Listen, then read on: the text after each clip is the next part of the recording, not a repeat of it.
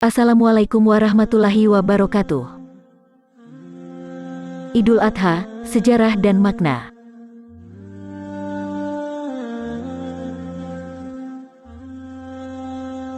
Idul Adha dikenal dengan Hari Raya Haji pada tanggal 10 Zulhijjah, di mana kaum muslimin yang sedang menunaikan haji yang utama, yaitu wukuf di Arafah.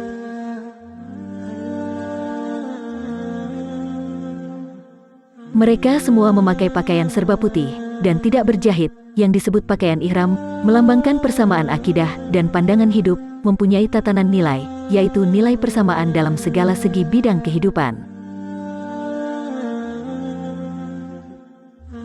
Tidak dapat dibedakan antara mereka, semuanya merasa sederajat, sama-sama mendekatkan diri kepada Allah yang Maha Perkasa, sambil bersama-sama membaca kalimat talbiyah.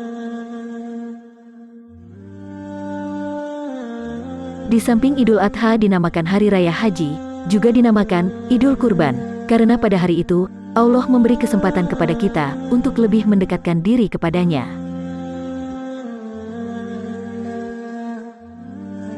Bagi umat muslim yang belum bisa dan mampu mengerjakan perjalanan haji, maka diberi kesempatan untuk berkurban, yaitu dengan menyembelih hewan kurban, sebagai simbol ketakwaan dan kecintaan kita kepada Allah Subhanahu wa Ta'ala.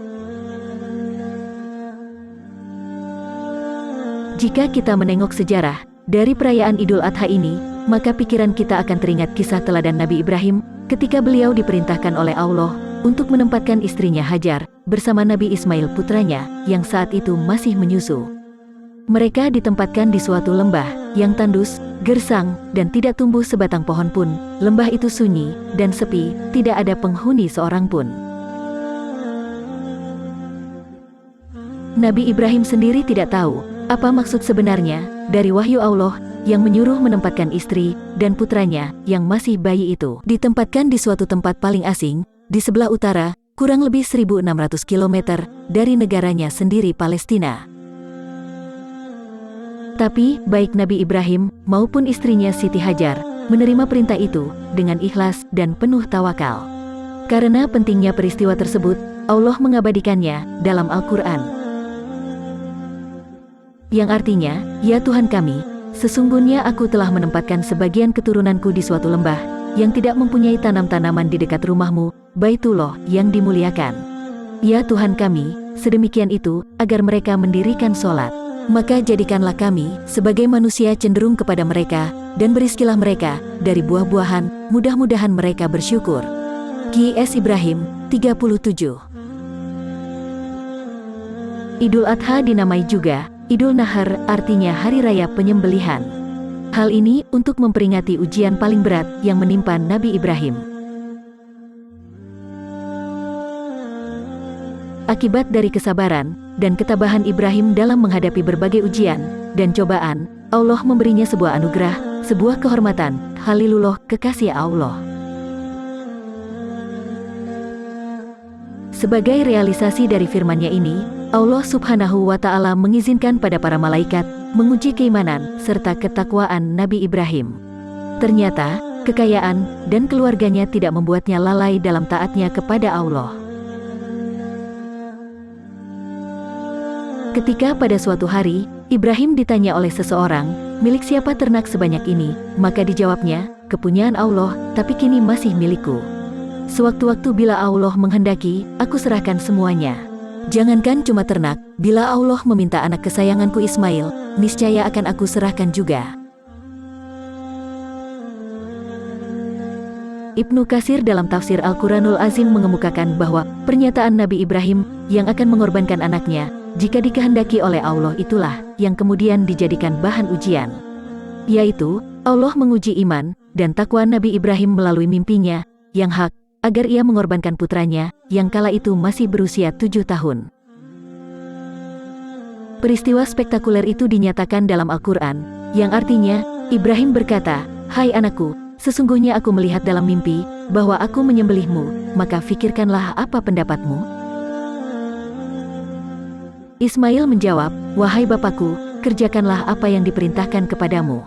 Insya Allah engkau akan mendapatiku termasuk orang yang sabar." Q.S. As-Saffat, 102. Ketika keduanya siap untuk melaksanakan perintah Allah, datanglah setan sambil berkata, "Ibrahim, kamu orang tua macam apa? Apa kata orang nanti, anak saja disembelih? Apa kata orang nanti, apa tidak malu? Tega sekali, anak satu-satunya disembelih. Coba lihat, anaknya lincah seperti itu, anaknya pintar, enak dipandang, anaknya patuh seperti itu kok dipotong, tidak punya lagi nanti, setelah itu, tidak punya lagi, yang seperti itu." Nabi Ibrahim sudah mempunyai tekad. Ia mengambil batu, lalu mengucapkan, "Bismillahi Allahu Akbar." Batu itu dilempar. Akhirnya seluruh jamaah haji sekarang mengikuti apa yang dulu dilakukan oleh Nabi Ibrahim dalam mengusir setan, dengan melempar batu sambil mengatakan, "Bismillahi Allahu Akbar."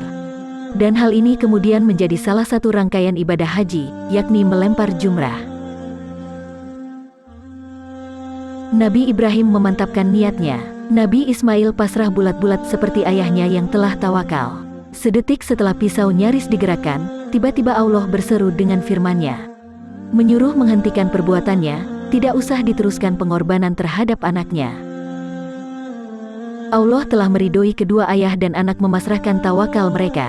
Sebagai imbalan keikhlasan mereka, Allah mencukupkan dengan penyembelihan seekor kambing sebagai korban, sebagaimana diterangkan dalam Al-Quran Surat As-Saffat ayat 107-110. Dan kami tebus anak itu dengan seekor sembelihan yang besar. Kami abadikan untuk Ibrahim, pujian yang baik, di kalangan orang-orang yang datang kemudian, yaitu kesejahteraan semoga dilimpahkan kepada Nabi Ibrahim.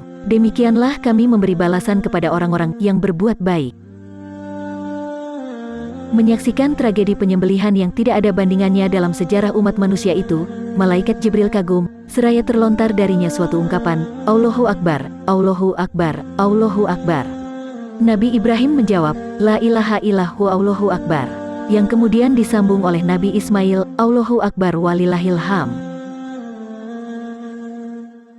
Pengorbanan Nabi Ibrahim yang paling besar dalam sejarah umat manusia, itu membuat Ibrahim menjadi seorang nabi dan rasul yang besar, dan mempunyai arti besar.